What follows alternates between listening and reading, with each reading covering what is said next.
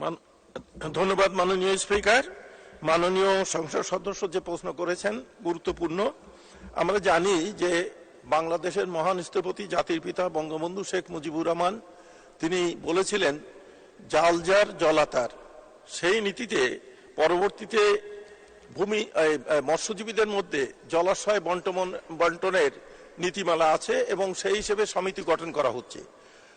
তার এলাকায় যদি এই নীতিমালার বাইরে কোনো সমিতি গঠন হয়ে থাকে তাহলে তিনি মাননীয় সংসদ সদস্য হিসাবে এটা সমবায় বিভাগ যেটা এই সমিতি গঠন করে স্থানীয় মৎস্য কর্মকর্তার মাধ্যমে সেখানে তিনি এটা আপত্তি করতে পারেন এবং সংশোধনের সুযোগ রয়েছে।